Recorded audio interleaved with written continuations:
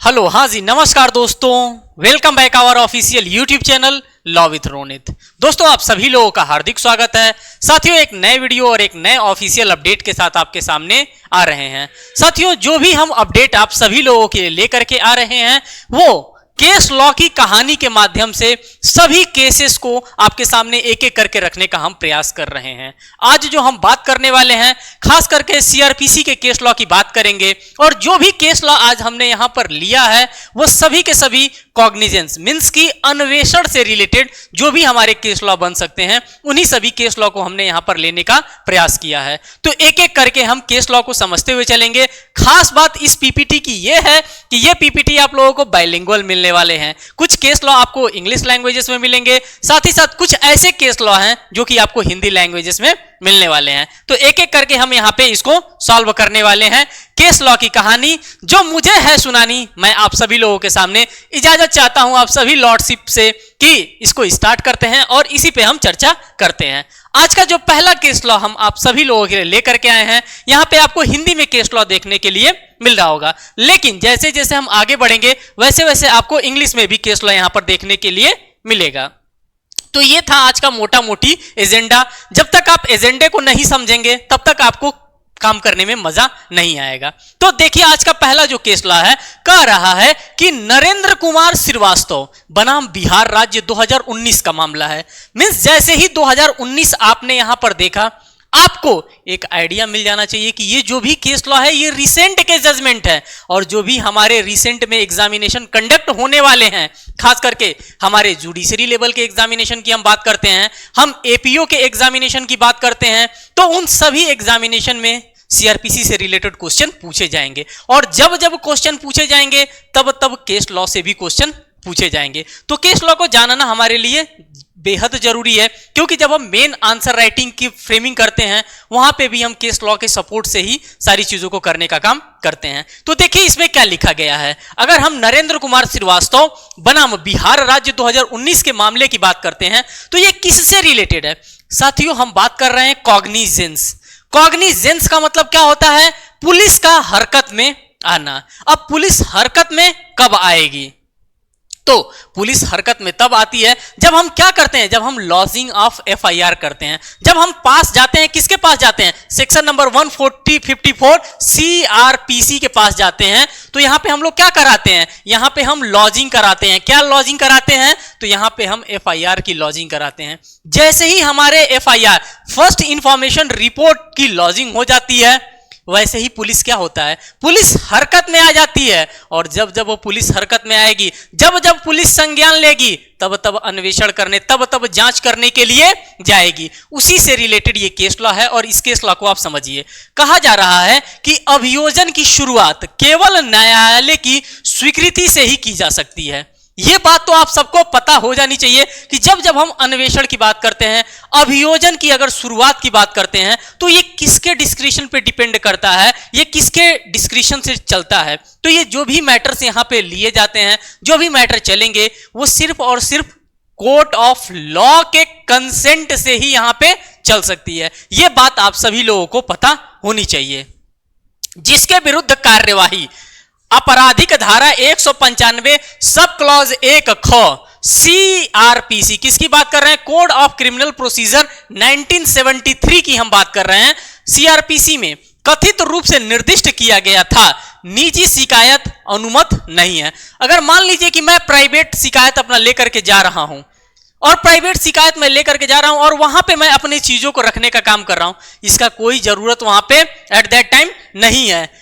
इस case law को पढ़ने का यही मतलब यहां पे निकलता है कि नरेंद्र कुमार श्रीवास्तव बनाम बिहार राज्य 2019 के मामले को जब हम पढ़ते हैं तो इसका क्रक्स ये निकल करके आता है कि अभियोजन का जो शुरुआत होगा ना, वो मैं अपने निजी शिकायत पे नहीं कर सकता हूं कि मेरा कोई पर्सनल शिकायत है और मैं उस शिकायत को लेकर के गया हूं और उसका अभियोजन स्टार्ट कर दूं। ऐसा साहब नहीं होगा, क्योंकि नरेंद्र कुमार श्रीवास्तव बनाम बिहार राज्य 2019 का मामला डंडा लेकर के खड़ा हुआ है। ऐसे आप नहीं कर सकते हैं। उसके लिए क्या करना पड़ेगा? उसके लिए प्रायर कंसेंट लेना पड़ेगा। किससे कंसेंट लेना पड़ेगा? तो कोर्ट ऑफ लॉ से जाकर के प्रायर कंसेंट लेना पड़ेगा। देन आफ्टर आप क्या कर सकते हैं? आप अभियोजन का शुरुआत करवा सकते हैं। तो ये था केस लॉ, इसको आप लोगों ने धूमधाम से एंजॉय किया होगा, इसको समझने का प्रयास किया होगा। नेक्स्ट केस लॉ की बात करते हैं। नेक्स्ट केस लॉ आपके सामने क्या आ रहा है? अब ये जो केस लॉ आ रहा है, ML Setty versus RL Kapoor, AIR 1967 का ये जजमेंट है, और इस जजमेंट को भी जानना आपके लिए बेहद जरूरी है एमएल सेट्टी की जब हम बात करते हैं, क्योंकि ये पुराना और लैंडमार्क जजमेंट है, 1967 का है। देखिए क्या कहा जा रहा है, अगर हम इस जजमेंट की बात करते हैं तो कहा जा रहा है द एक्सप्रेशन, जो अभी आप लोगों ने इसके पीछे केस लॉ को पढ़ा है उसी के बात की बात कर रहा है। द एक्सप्रेशन टेकिंग कॉग्निजेंस, मैंने आप सभी लोगों से बताया है कि टेकिंग कॉग्निजेंस कब होगा, जब हम 154 CRPC में जाकर के क्या कराते हैं, हम लॉजिंग ऑफ FIR कराते हैं। जब हम FIR की लॉजिंग करा देते हैं तो पुलिस क्या होती है, पुलिस हरकत में आ जाती है। जिसके खिलाफ हम FIR की लॉजिंग करवाते हैं उसको पुलिस पकड़ने के लिए घूमने लगती है, उसको पकड़ने के लिए जाती है। तो वहां पे एट दैट टाइम पुलिस क्या करती है, कॉग्निजेंस लेती है, पुलिस संज्ञान लेती है और जाकर के अपने काम को एग्जीक्यूट करने का काम वहां पे करती है। लिखा है the expression taking cognizance has not been defined in the code. Taking cognizance के बारे में कोड के अंतर्गत डिफाइन नहीं किया गया है, लेकिन कब वो पुलिस हरकत में आती है, जब हम इस 154 का हम एक्सरसाइज करते हैं तब जाकर के पुलिस क्या होती है, तब जाकर के पुलिस हरकत में आ जाती है। लेकिन अगर हम कहें कि टेकिंग कॉग्निजेंस के बारे में कहीं हमें डेफिनेशन क्लॉज के अंतर्गत कहीं डेफिनेशन देखने के लिए मिलता है, तो एज सच कोई भी डेफिनेशन क्लॉज के अंतर्गत हमको डेफिनेशन देखने के लिए नहीं मिलता है। इस बात को हमें और आपको गांठ बांध करके रख लेना चाहिए। साथ ही साथ the expression is used to indicate a point when the magistrate takes judicial notice of an offense with a view to initiate criminal proceedings की बात यहां पे की जा रही है। तो ये चीजें आप लोगों को समझ में आ गई होगी। जब हम बात करेंगे ML Setty versus RL Kapoor AIR 1967 के जजमेंट के बारे में, तो यहां पे कहा जा रहा है कि जो एक्सप्रेशन हमारा दिया गया है, कौन सा एक्सप्रेशन है, तो टेकिंग कॉग्निजेंस का जो एक्सप्रेशन है, इसको कोड के अंतर्गत कहीं पे भी डिफाइन करने का काम नहीं किया गया है। लेकिन जब हम बात करेंगे CRPC के सेक्शन नंबर 154 की, तो CRPC के सेक्शन नंबर 154 में बताया गया है कि जब हम लॉजिंग ऑफ FIR कराते हैं, eight that time police officer क्या आता है, eight that time police officer हरकत में आता है, और हरकत में आने के बाद वो क्या करेगा, जिसके खिलाफ हमने FIR की लॉजिंग कराई है उस व्यक्ति को पकड़ने का, उनको गिरफ्तार करने का काम करती है। यह चीज आपको समझ करके रखना होगा और इस केस लॉ को आपको समझने की आवश्यकता है, क्योंकि ये केस लॉ आप सभी के लिए एज अ बेस के रूप में काम करने का। आगे देखिए, आगे हमारे पास केस क्या है। आप देखेंगे कि कुछ केस लॉ आपको इंग्लिश लैंग्वेजेस में मिलेंगे, कुछ ऐसे केस लॉ होंगे जो आपको हिंदी में देखने के लिए मिलेंगे। तो इन सभी चीजों को हम यहां पर देखेंगे। कहा जा रहा है एमएल सेट्टी बनाम आरएल कपूर, AIR 1967 का मामला आपको देखने के लिए मिल रहा है। इसमें क्या कहा जा रहा है, जो आपने यहां पे पीछे वाले इस केस लॉ को देखा था आरएल कपूर, वही same as usual case law आपको यहां पे ये भी देखने के लिए मिल रहा है, एमएल सेट्टी बनाम आरएल कपूर का मामला। इस केस लॉ को भी आप हिंदी लैंग्वेज में भी देख लीजिए। अभी तक तो इंग्लिश में आप लोगों ने पढ़ने का काम किया है, हिंदी में भी देखने का काम करिए, क्योंकि कुछ हमारे ऐसे कैंडिडेट्स होते हैं जिन्हें हिंदी में दिक्कत होती है और कुछ ऐसे कैंडिडेट होते हैं जिन्हें इंग्लिश में दिक्कत होती है। तो दोनों लोगों को यहां पे देखा गया है। कहा जा रहा है संज्ञान लेने, संज्ञान लेना या फिर लेने की बात करते हैं, टेकिंग ऑफ कॉग्निजेंस की बात करते हैं। शब्द का जो अभिप्राय यहां पे आपको देखने के लिए मिल रहा है, संहिता में परिभाषित नहीं किया गया है। यह तो चीज ऑलरेडी मैंने पीछे वाले इंग्लिश वाले में बताने का काम ही किया था कि जो टेकिंग ऑफ कॉग्निजेंस वर्ड है, इसको कहीं पे भी कोड के अंतर्गत डिफाइन नहीं किया गया है। साथ ही साथ इस अभिव्यक्ति का उपयोग उस बिंदु को इंगित करने के लिए किया जाता है जब मजिस्ट्रेट कार्यवाही शुरू करने के लिए आपराधिक कार्यवाही शुरू करने के अपराध की न्यायिक सूचना लेता है। सूचना की बात की जाती है, जब सूचना उसको मिल जाता है, किसको, तो उस अपराध की सूचना मिल जाता है मजिस्ट्रेट को, देन आफ्टर उसको स्टार्ट किया जाता है। लेकिन जब हम बात करेंगे ये टेकिंग ऑफ कॉग्निजेंस, ये कहीं डिफाइन करके रखा गया है हमारे कोड ऑफ क्रिमिनल प्रोसीजर के डेफिनेशन क्लॉजेज में, तो हमें वो बिल्कुल देखने के लिए नहीं मिलता है, ऐसा कहीं पे भी डिफाइन करके नहीं रखा गया है। नेक्स्ट केस लॉ की हम बात करते हैं। नेक्स्ट केस लॉ आप सभी लोगों के लिए क्या आया है? ये जो केस लॉ आया है साथियों, HDFC सिक्योरिटीज लिमिटेड बनाम महाराष्ट्र राज्य 2017 का मामला है। अब आप कहेंगे कि 2016 का मामला हमको देखने के लिए मिल रहा है, 2019 का मामला देखने के लिए मिल रहा है, 2019 का मामला देखने के लिए मिल रहा है, तो ये सभी के सभी रिसेंट और लैंडमार्क जजमेंट साबित हो रहे हैं। इसीलिए इन सभी को मैं आपके सामने लेकर के आ रहा हूं, इन सभी से आपको फैमिलियर कराने का काम कर रहा हूं। अगर आप इन सभी से फैमिलियर रहेंगे तो बहुत ही बेहतर परफॉर्मेंस आप अपने मेन एग्जामिनेशन में करके आएंगे। आइए देखते हैं कि इसमें क्या लिखा गया है। यहां पे जो शुरुआत किया गया है वो लिखा गया है धारा 190 का सब क्लॉज 1 की बात करते हैं। क्या कहता है धारा 190 सब क्लॉज 1 का?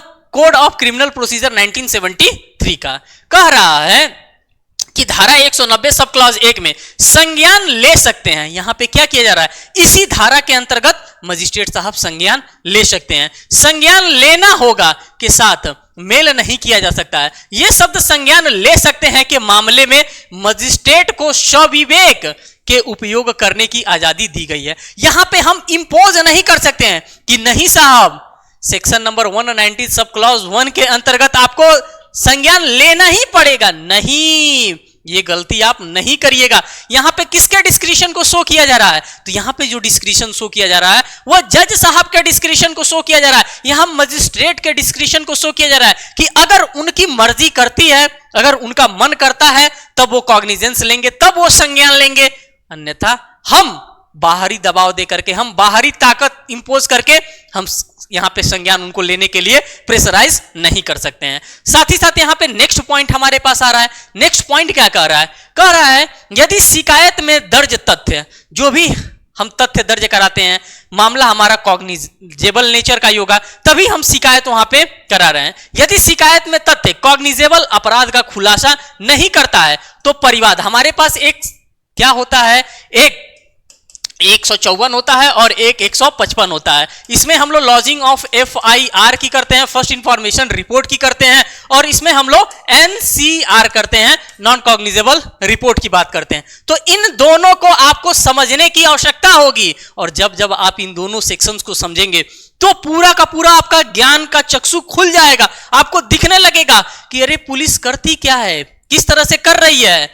154 में FIR लिखती है, FIR लिखने के बाद जाकर के वहां पे स्पोर्ट्स पे जांच करती है, आईओ का क्या काम होता है, केस डायरी क्या होता है, इन्वेस्टिगेटिंग ऑफिसर किस तरह से जाता है स्पोर्ट्स पे और वहां पे इन्वेस्टिगेट करने का काम करता है। ये पूरा का पूरा बंचेस आपको वहां पर देखने के लिए मिलेगा। जब आप पूरे के पूरे बंच को पढ़ेंगे सेक्शन नंबर 154 से लेकर के सेक्शन नंबर 176 के अंतर्गत, तो पूरा का पूरा ये मटेरियल आपको मिलने वाला है। तो ये चीज आपको यहां पर देखने के लिए मिल रहा है। तो परिवाद प्राप्त करने पर मजिस्ट्रेट संज्ञान लेने के लिए बाध्य नहीं होता है। यदि परिवाद को पढ़ने पर मजिस्ट्रेट को किसी संज्ञेय अपराध के आरोप का पता चलता है तो वह संज्ञान लेने के बजाय पुलिस को परिवाद को धारा 156(3) के तहत अन्वेषण के लिए आग्रहित कर सकता है। वह संज्ञान लेने के विकल्प के रूप में इस प्रक्रिया को अपनाने में सक्षम होगा। यह बात आप सभी लोगों को पता होनी ही चाहिए। अगर मजिस्ट्रेट को लगता है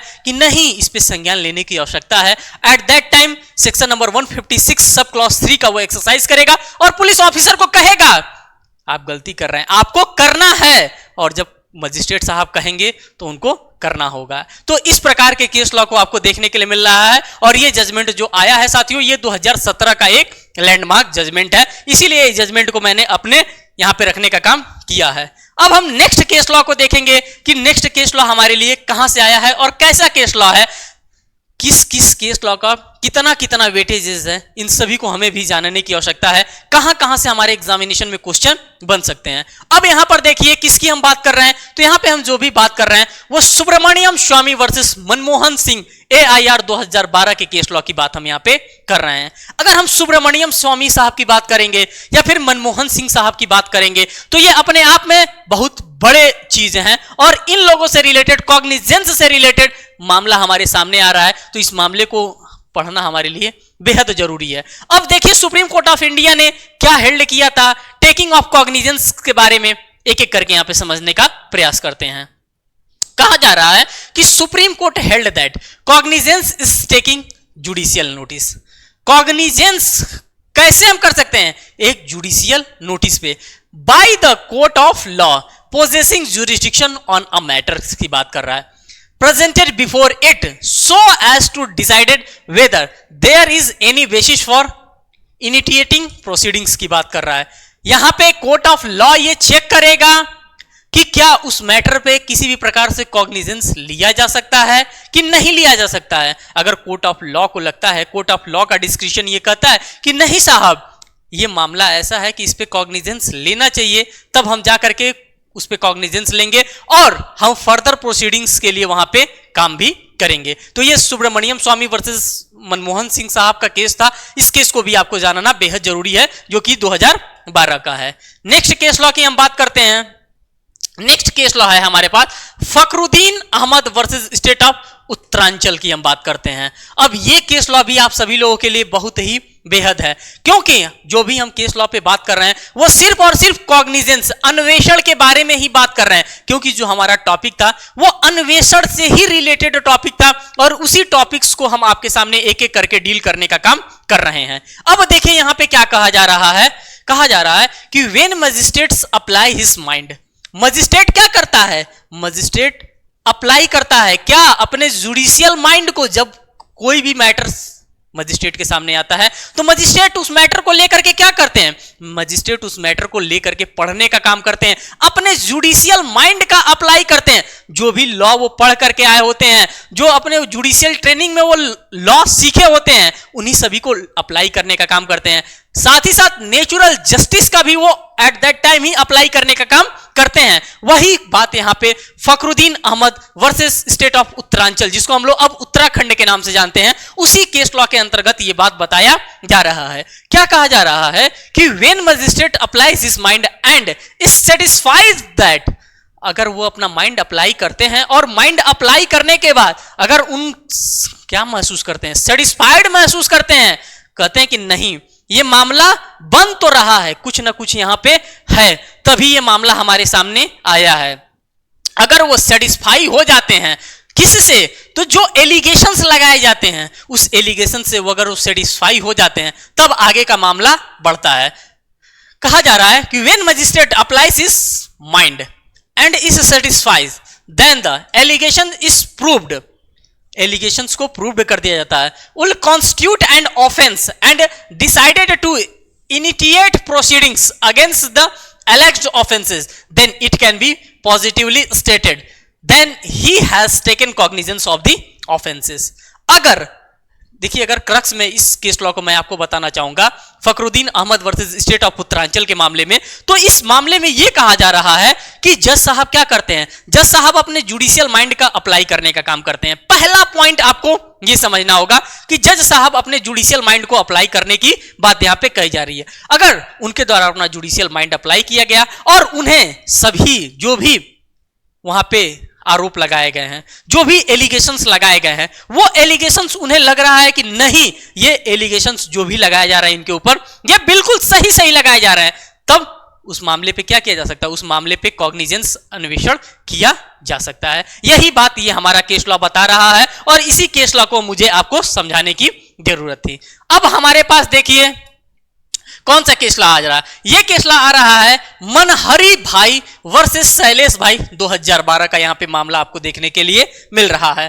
क्योंकि जो भी हम बात कर रहे हैं टेकिंग ऑफ कॉग्निजेंस से रिलेटेड बात कर रहे हैं, इसीलिए जो भी केसेस यहां पे आपको देखने के लिए मिल रहा होगा वो टेकिंग ऑफ कॉग्निजेंस से ही रिलेटेड मिल रहा होगा। अगर आप लोगों का कोई पर्सनल डिमांड होगा तो कमेंट सेक्शन हमारा ओपन रहता है, उसमें आप कहेंगे तो उससे रिलेटेड मैं केस लॉ ढूंढ करके फिर ला करके वो सारी चीजें मैं आपके सामने रखने का प्रयास करूंगा। इस मामले में क्या हुआ था? इस मामले में कहा जा रहा है कि taking cognizance does not mean issuance of process. Cognizance लेने का मतलब यह नहीं हुआ कि हमने प्रोसीडिंग्स को स्टार्ट कर दिया। ऐसी गलती आप साहब नहीं करेंगे।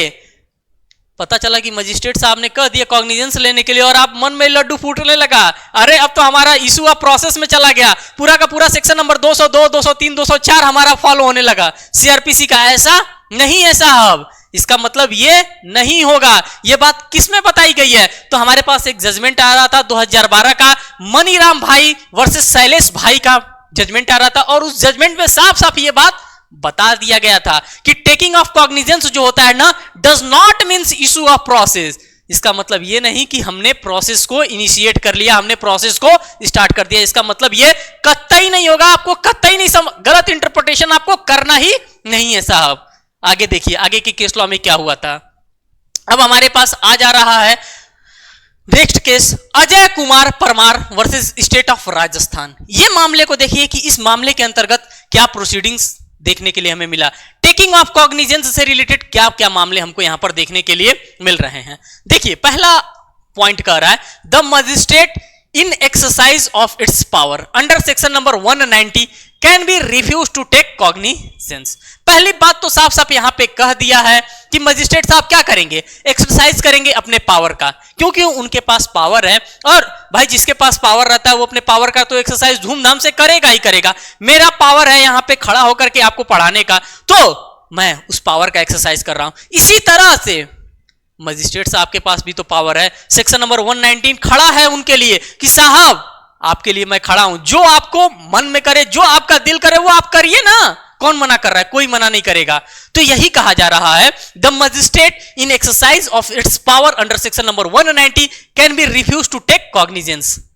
वो रिफ्यूज कर सकते हैं, मना कर सकते हैं, हटाओ यार इसका कौन कॉग्निजेंस लेने वाला है, उसमें ऐसा कुछ हमको दिख भी नहीं रहा है कि कुछ उसका मैटर जेन्युइन लग भी नहीं रहा है, क्या करेंगे उसका कॉग्निजेंस लेकर के, उसको हटा सकते हैं। उनके पास पावर है, और ये पावर कहां पर दिया गया है? तो कोड ऑफ क्रिमिनल प्रोसीजर के सेक्शन नंबर 190 के अंतर्गत ये पावर दे रखा है। क्या करने के लिए? जब वो अपने जुडिशरी माइंड को अप्लाई करेंगे, तो उस जुडिशरी माइंड को अप्लाई करने के बाद उनको पता चलेगा कि नहीं ये बिल्कुल बेकार है, यूजलेस है, इसमें कोई दम नहीं है, तो टेकिंग कॉग्निजेंस के बारे में यहां पे रिफ्यूज भी कर सकते हैं, वो मना भी कर सकते हैं। If material on record warrant so, magistrate performs judicial functions, but he cannot appreciate the evidence on record to reach the conclusion. वो conclusion तक पहुंचने की बात नहीं करेंगे। आगे देखिए, it is impossible for the magistrate to weightage the evidence and balances the probability of the cases at this stages. इस स्टेजेस पे वो केस के प्रोबेबिलिटी मींस कि केस की संभावनाओं तक वो नहीं पहुंचने का काम करेंगे। उनका काम है सेक्शन नंबर 190 के तहत वो क्या करेंगे, सेक्शन 190 के तहत उनकी डिस्क्रिशनरी पावर पे है। अगर वो टेकिंग ऑफ कॉग्निजेंस लेना चाहते हैं तो जज साहब हैं, ले सकते हैं, अगर नहीं चाहते हैं तो नहीं लेंगे। वो किसी भी फैक्ट मटेरियल पे, किसी भी एविडेंसेस पे, किसी भी प्रकार का कोई भी अपना कंक्लूजन नहीं देंगे। ये बात हमारा कौन कहता है? तो ये केस लॉ हमारा कहता है Ajay Kumar Parmar versus state of Rajasthan का एक जजमेंट आया था, और इसी जजमेंट में ये चीजें हमें देखने के लिए मिली थी। आगे हम बात करते हैं, आगे हमारे पास कौन सा केस लॉ है? हमारे पास आगे केस लॉ है महेंद्र सिंह धोनी। अब आप कहेंगे कि क्या इनका भी कोई मामला आया था क्या कॉग्निजेंस लेने से? तो बिल्कुल आया है भाई। देखिए, महेंद्र सिंह धोनी वर्सेस यरगुंटला श्याम सुंदर 2017 का मामला हमको देखने के लिए मिल रहा है। अब इस मामले में क्या कहा गया है? भाई महेंद्र सिंह धोनी का तो MS धोनी साहब का तो नाम आप सभी लोगों ने सुना होगा, क्रिकेट जगत के हैं, तो इन्हीं के बारे में हम यहां पे बात कर रहे हैं। कहा जा रहा है कि magistrate conferred with the power of taking cognizance and issuing process must carefully scrutinized where allegations made in the complaint meet the basis of ingredients की बात कर रहा है। अब यहां पे क्या बात कही जा रही है? बार बार वही बात कही जा रही है कि टेकिंग ऑफ कॉग्निजेंस की हम बात कर रहे हैं, क्योंकि जो भी हम यहां पे केस लॉ टेकअप कर रहे हैं आप सभी लोगों के सामने, वो कहीं ना कहीं कॉग्निजेंस से रिलेटेड है। तो जब जब कॉग्निजेंस से रिलेटेड मामला आएगा तब तब हम कॉग्निजेंस वाले ही पोर्शंस को यहां पे टच करने का काम करेंगे। तो इसमें यह कहा जा रहा है कि जो मजिस्ट्रेट साहब होंगे वो क्या करेंगे? वो कन्फरिंग करेंगे पावर ऑफ टेकिंग कॉग्निजेंस कि भैया हम कॉग्निजेंस लेंगे कि नहीं लेंगे, एंड इशू ऑफ प्रोसेस की बात करते हैं। जो मैंने पहले आपको बताया था, issue of process. Taking of cognizance का मतलब यह नहीं होता है कि हमारा प्रोसेस, इशू ऑफ प्रोसेस हो गया, हमारा जो मामला है वो स्टार्ट हो गया। इसका मतलब यह नहीं होता, यह कतई नहीं होता है। साथ ही साथ इन सभी में आप देखेंगे complaint meets the basis of ingredients. क्या कंप्लेंट्स हैं, क्या मीट किए हैं बेसिस ऑफ इंग्रेडिएंट्स, क्या क्या उसमें इंग्रेडिएंट्स डाले गए हैं कंप्लेंट्स के अंतर्गत। ऑफ ऑफेंसेस, जो भी ऑफेंसेस वहां पे कमिट किए गए हैं उस ऑफेंसेस के अंतर्गत किस किस प्रकार के इंग्रेडिएंट्स हमको देखने के लिए मिल रहे हैं। Whether the concept of the territorial jurisdiction is satisfied and whether the accused need to be summoned, और वहां पे भी एक्यूज्ड को क्या किया जा सकता है, समन भी किया जा सकता है। तो ये चीज आप लोगों ने देखा महेंद्र सिंह धोनी के केस में, जो कि 2017 का ये मामला था। जो भी हम बात कर रहे हैं सभी के सभी टेकिंग ऑफ कॉग्निजेंस से रिलेटेड मैटर्स की बात कर रहे हैं। नेक्स्ट हमारे पास केस लॉ आता है साथियों। ये जो केस लॉ है ये है Bholu Ram versus state of Punjab, 2008 से रिलेटेड मामला है। अब ये मामला कहना क्या चाहता है, ये भी बात टेकिंग ऑफ कॉग्निजेंस से ही है। ये बात आप लोगों को मैं बार बार इसलिए बता रहा हूं कि आप लोग बिल्कुल भी भ्रमित ना होके कि मैं बार बार इस वर्ड्स का इस्तेमाल कर रहा हूं। Taking of cognizance section number 190 का मैं बात कर रहा हूं, बार बार मैं मजिस्ट्रेट साहब को खींच करके ले रहा हूं, बार बार सेक्शन नंबर 154 को मैं यहां पे आप लोगों के सामने बताने का काम कर रहा हूं, क्योंकि जब 154 की हम बात करेंगे तो वहां पे पुलिस हरकत में आती है, वहां पे मजिस्ट्रेट साहब हरकत में नहीं आते हैं। कौन हरकत में आता है 154 में, तो एफआईआर की लॉजिंग होती है, और जैसे ही एफआईआर की लॉजिंग होगी पुलिस भाई साहब क्या हो जाएंगे, सतेज हो जाएंगे, हरकत में आ जाएंगे, क्योंकि उसे पकड़ने के लिए उनको जाना पड़ेगा। आगे देखिए इस केस लॉ में क्या कहा जा रहा है। कहा जा रहा है it is a settled law, ये जो है बहुत ही सेटल्ड लॉ है। The court can take cognizance of an offence, ये एक सेटल्ड लॉ है कि कोर्ट के ही ऊपर डिस्क्रिप्शन पे ही डिपेंड करता है। कोर्ट कौन होता है, जो मजिस्ट्रेट साहब होते हैं वही कोर्ट में बैठते हैं, और उन्हीं के ऊपर ये डिस्क्रिप्शन होता है कि वो कॉग्निजेंस लेंगे या नहीं लेंगे। कॉग्निजेंस का मतलब होता है संज्ञेय, वो उसका कॉग्निजेंस लेंगे कि नहीं लेंगे, मींस कि उसको संज्ञान में लेंगे कि नहीं लेंगे। आगे कह रहा है only and once the cognizable is taking the court becomes functus officio, उसको फंक्शंस ऑफिसियो के नाम से भी जाना जाता है। There can be no recall of order of cognizance की बात यहां पे की जा रही है। जब हम केस लॉ को देखते हैं Bholu Ram versus state of Punjab 2008 के जजमेंट को, तो यहां पे ये सेटल्ड लॉ के बारे में बात किया जाता है कि हाँ भाई साहब ये एक सेटल्ड लॉ है। अगर मजिस्ट्रेट साहब को लगता है कि नहीं उसमें हम कॉग्निजेंस ले सकते हैं तो वो धूमधाम से कॉग्निजेंस लेंगे, अगर नहीं लगता है तो वो उनके डिस्क्रिप्शन पे डिपेंड करता है, और ये एक सेटल्ड लॉ की तरह पे बताया जा रहा था। नेक्स्ट केस लॉ की हम बात करते हैं। नेक्स्ट केस लॉ है मोहम्मद यूसुफ वर्सेस अफगा, जहां 2006 का यहां पे मामला आपको देखने के लिए मिल रहा है। अब इस मामले में क्या कहा गया था, इस मामले को भी समझना आप लोगों के लिए जरूरी है। इस मामले में देखिए कहा जा रहा है कि before taking cognizance of an offence the magistrate can direct investigating under section number 156 sub clause 3। अब थोड़ा सा मैं 154 से आपकी कहानी सुना रहा हूं। 154 में क्या होता है कि कोई भी व्यक्ति होता है, उसके साथ किसी भी प्रकार का कोई भी ऑफेंस कमिट होता है तो वो भाग करके कहां जाता है, भाग करके थाने पर जाता है। थाने पर जाकर के एक ही बात कहेगा, साहब हमारे साथ इस प्रकार का अपराध उस फला व्यक्ति के द्वारा कमिट कर दिया गया है। अब पुलिस वाले क्या कहेंगे, कहेंगे तो एप्लीकेशन लिख करके दीजिए। एप्लीकेशन वो लिख करके देंगे, जो जो बातें वो एप्लीकेशन में लिखे रहेंगे उसी के बिहाफ पे क्या किया जाएगा, लॉजिंग ऑफ एफआईआर किया जाएगा। ये तो सिंपल प्रोसेस है, लेकिन कभी कभी ये भी हमको देखने के लिए मिलता है कि हम भागे भागे थाने पे तो जा रहे हैं और उसी तरह से दरोगा जी वहां से भगा देते हैं, भागो एफआईआर लिखवाने आए हो, किस बात का एफआईआर लिखवाने आते हो।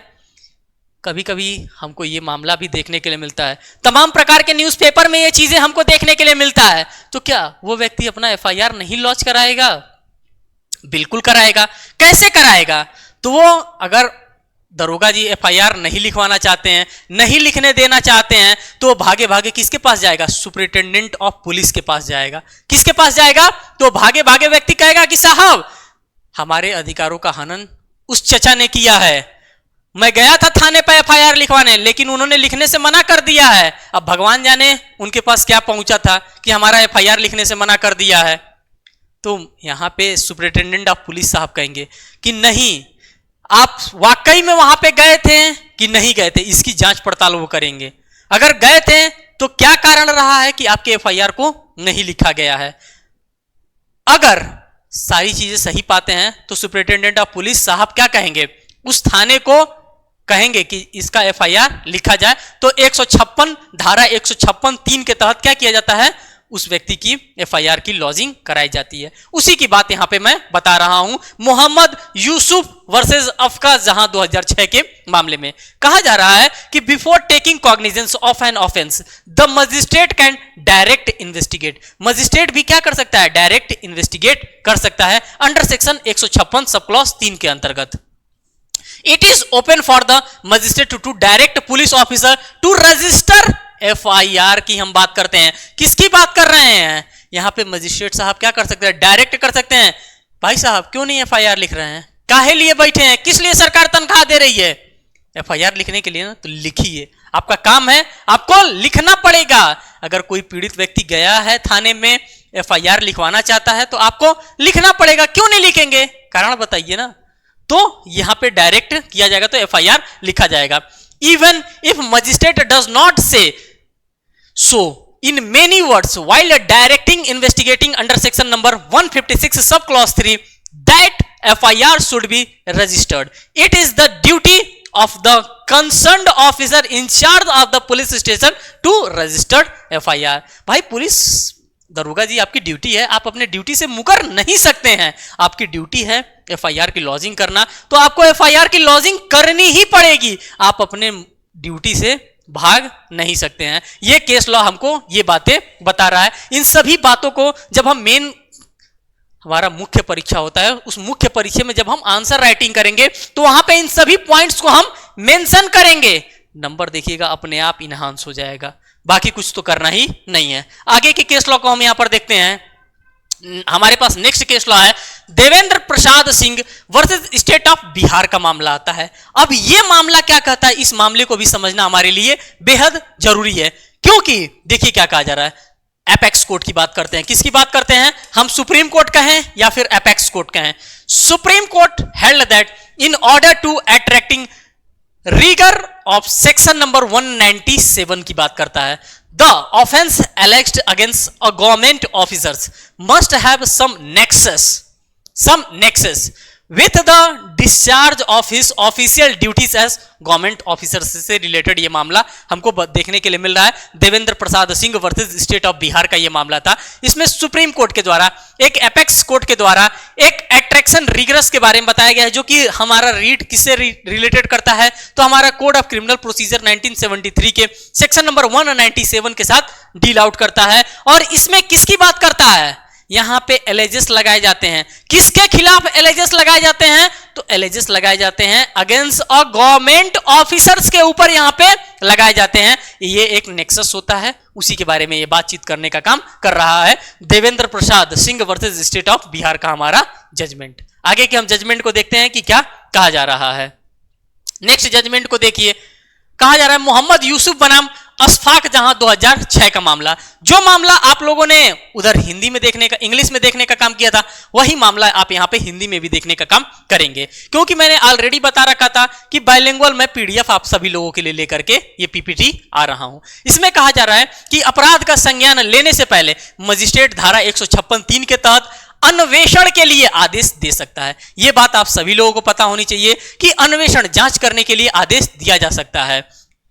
यह मजिस्ट्रेट पर निर्भर करता है। अब मजिस्ट्रेट साहब पे क्या डिपेंड करता है? मजिस्ट्रेट साहब क्या बताना चाहते हैं? यह बताना चाहते हैं कि वह पुलिस अधिकारी को प्रथम सूचना रिपोर्ट दर्ज करने के निर्देश, भले ही मजिस्ट्रेट धारा 156(3) के तहत अन्वेषण का निर्देश देते हुए ऐसे न कहने का प्रथम सूचना रिपोर्ट दर्ज की जानी चाहिए, फिर भी उक्त परिस्थिति में प्रथम सूचना रिपोर्ट दर्ज कराना थाना प्रभारी का कर्तव्य होता है। जो कि ऑलरेडी मैंने आप सभी लोगों को समझाने का काम किया था कि अगर कोई भी व्यक्ति के साथ किसी भी प्रकार का कोई भी ऑफेंस कमिट होता है, तो वो ऑफेंस कमिट होने के बाद वो कहां भाग करके जाएगा? थाने पे जाएगा। थाने पे कहेगा कि साहब मेरे साथ इस प्रकार की घटनाएं घट गई थी, हमारा एफआईआर लॉन्च कर लीजिए। लेकिन दरोगा जी रहे दूसरे किस्म के, उन्होंने कहा कि भागो, कोई एफआईआर नहीं दर्ज होगा। अब वो क्या करेगा? अब भाग करके अब सो नहीं जाएगा, घर पे जाकर के वो किसी से मिलेगा। उसको कोई कहेगा कि जाओ एसपी साहब के पास जाओ, एसपी साहब से शिकायत करो कि साहब मेरा एफआईआर नहीं लिखा जा रहा, इस संबंधित थाने का, इस जुरिडिक्शन से मैं रिलेटेड हूं। तो वहां पे मजिस्ट्रेट साहब ऑर्डर देंगे कि 156(3) में भाई साहब का क्या करिए, पुलिस स्टेशन के जो हमारे दरोगा जी हैं इनके एफआईआर को लॉन्च करिए, और उनको एफआईआर लॉन्च करना उनका काम होता है, और प्रभारी महोदय साहब को एफआईआर यहां पे लिखने के लिए कहा जाएगा। यह बात इस केस के अंतर्गत हमको देखने के लिए मिल रहा था। अब हमारे पास नेक्स्ट केस आ रहा है देवेंद्र प्रताप सिंह बनाम बिहार राज्य 2019 का मामला है। इसमें क्या कहा गया था, इस मामले को भी हमको देखने की आवश्यकता है। कहा जा रहा है उच्चतम न्यायालय ने निर्णय दिया कि धारा 197 का कठोरता से पालन करने के क्रम में लोक अधिकारी के खिलाफ अभिकथित अपराधों को लोक अधिकारी के रूप में उसके लोक कर्तव्यों के निर्वहन से कुछ संबंधित होना ही चाहिए। अगर उसके लोक कर्तव्य से संबंधित है तभी इसको हम फॉलो करेंगे। और इस केस लॉ को भी इंग्लिश लैंग्वेज में हम लोगों ने ऑलरेडी अच्छे से डील करने का काम किया था। नेक्स्ट केस लॉ की हम बात करते हैं चौधरी परवीन सुल्ताना बनाम पश्चिम बंगाल राज्य AIR 2009 का जजमेंट है। और इस जजमेंट में क्या कहा गया था इसको भी हमें जानने की आवश्यकता है। कहा जा रहा है कि एक लोक सेवक द्वारा अपने आधिकारिक कर्तव्यों के निर्वहन में किए गए सभी कार्य धारा 197 के संरक्षण में नहीं लाए जा सकते हैं। यह बात आपको पता होनी चाहिए। सभी बात धारा 197 के अंतर्गत नहीं लाए जा सकते हैं। आगे कहा जा रहा है कि धारा 197 का अंतर्निहित लक्ष्य अधिकारियों को एक लोक सेवक, जब हम लोक सेवक की बात करेंगे तो हम भाग करके जाएंगे सेक्शन नंबर 21। अब आप कहेंगे कि किसके सेक्शन नंबर 21, तो मैं कहूंगा कि वही इंडियन पेनल कोड, वही लॉर्ड मैकाले का IPC 1860 का सेक्शन नंबर 21, जहां पे पूरा का पूरा हमें लोक सेवक के डेफिनेशंस के बारे में बता रखा है। वही लोक सेवक की बात कर रहा है। लोक सेवक पर लगाए गए आरोपों की जांच करने में सक्षम बनाता है।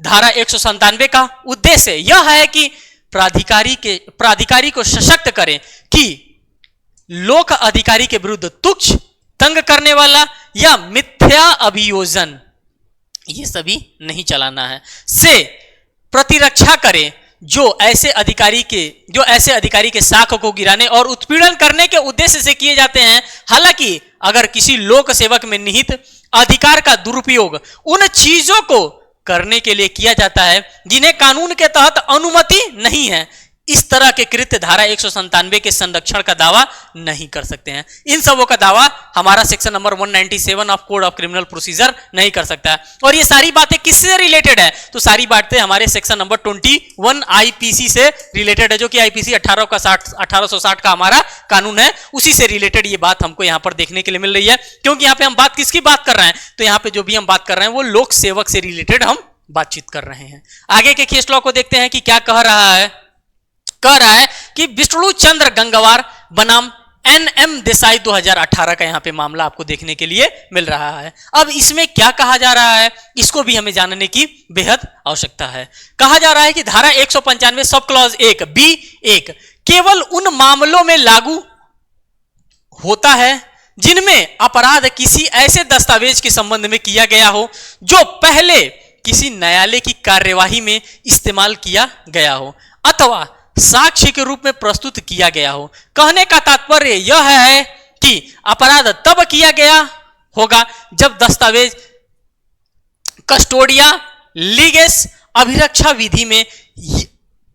विधि में था और उससे पहले नहीं। उसी की बात यहां पे की जा रही है। क्योंकि हम जब CRPC के सेक्शन नंबर 195 सब क्लॉज 1 उसके B के पार्ट के प्रोविजन 1 को हम पढ़ते हैं तो उसमें हमको ये चीज देखने के लिए मिलता है। किससे रिलेटेड मामले हमको देखने के लिए मिलता है, तो दस्तावेज के संबंध में रिलेटेड हमको वहां पर देखने के लिए मिलता है कि हाँ दस्तावेज से रिलेटेड कोई ना कोई वहां पे मैटर होता है। और उसी की बात हमारा सेक्शन नंबर 195 का क्लॉज 1B का पार्ट 1 हमसे वहां पे बात करता है। तो इन सभी चीजों को हम इसी विष्णु चंद्र गंगवार बनाम NM देसाई 2018 के मामले में हमको ये चीजें देखने के लिए मिलती हैं। आगे चलते हैं। आगे के जजमेंट में कहा जा रहा है KK मिश्रा बनाम मध्य प्रदेश राज्य 2018 का ये भी मामला आ गया। अब इस मामले में क्या कहा जा रहा है, इस मामले में क्योंकि जो भी चीज हम पढ़ रहे हैं वो किससे पढ़ रहे हैं, तो वो कॉग्निजेंस से रिलेटेड हम मामले को यहां पर डील आउट कर रहे हैं और हर एक मामला आपको कॉग्निजेंस से ही देखने के लिए मिलेगा। कहा जा रहा है धारा 199 सब क्लॉज 2